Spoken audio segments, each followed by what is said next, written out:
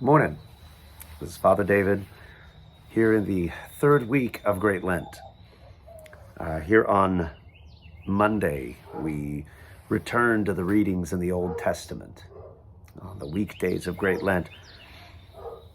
And we read through the story, one of the most well-known stories in the entire Bible, the story of Noah and the Ark, and the beginning of God's bizarre statement to Noah to build an ark. And Father Stephen goes into the encounter that this must have been, certainly the encounter that most of us would have in terms of if this were our encounter with God.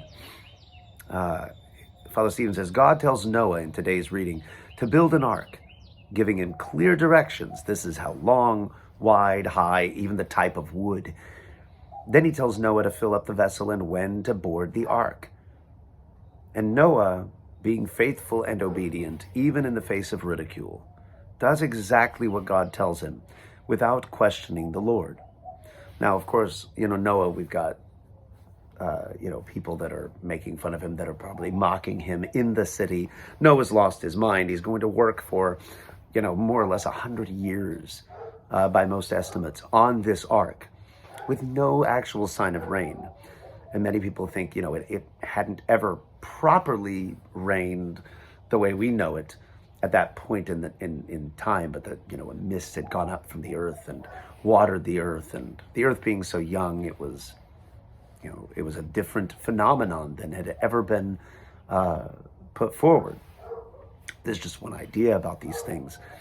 But Father Stephen, really talks about not the mocking of other people, but maybe the mocking that goes on within his own heart as he strives to do what God has told him. Sometimes we are our own worst enemy. Our own doubt is what will chatter against us. He says, if God told me to build an ark and gather animals, I would no doubt argue with him. I might protest, I live on a hill. It doesn't flood often in this area. Why do you want me to do this? I mean, it's true. I'm not on a floodplain, God. What's going on?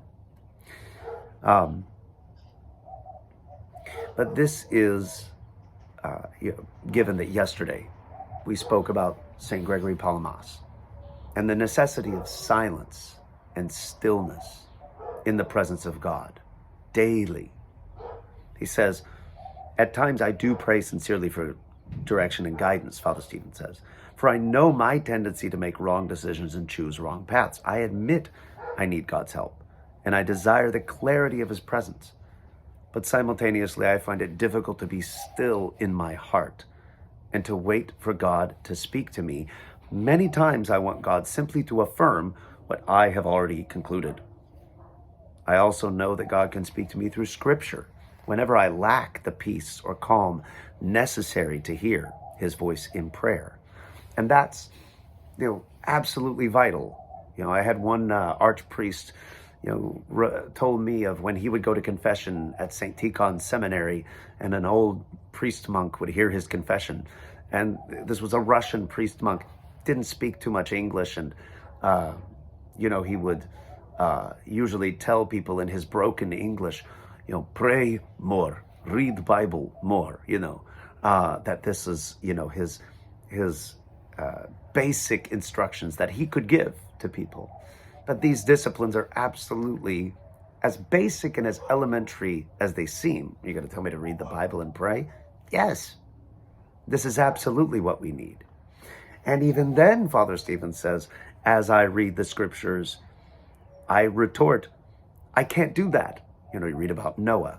What if I fail? It's too hard. It doesn't seem necessary. Isn't there an easier way?